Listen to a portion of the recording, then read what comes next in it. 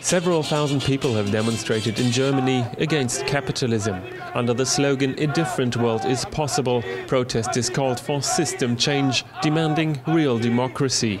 Protests organized by the Occupy movement took place in more than 20 cities across the country. In Germany, things seem to be all great and all works fine and all seems to be really good, but it is not true.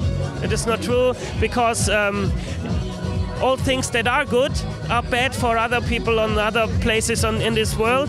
Up to 1,000 people took to the streets in Berlin. In the financial heartland of Frankfurt, 300 people protested against the power of the banks. Munich, Düsseldorf, Hanover and Hamburg saw further demonstrations. What I find most dangerous is how our society is separating into rich and poor. We have child poverty. We have food banks, low wages, people who work 40 hours a week and still can't cope.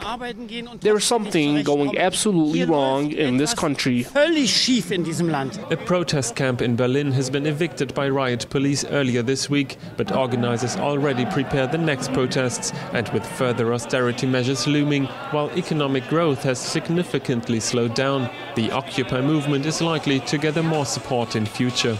This movement in essence, is a result of the economic crisis that's gripping the world. And that economic crisis has been experienced for the last 30 years in Latin America, in Africa, and in the Arab world. And now it's actually hit Europe. It's actually hit the United States. The demonstrations were part of a global action day for democracy and redistribution of wealth. Protesters fear that the economic crisis will lead to ever higher national debt at the expense of the poorest. The Occupy movement in Germany might have lost some of its momentum, but protesters here in Berlin stay committed to the cause, believing that they can eventually change the world. Stefan Herrmann, Press TV, Berlin.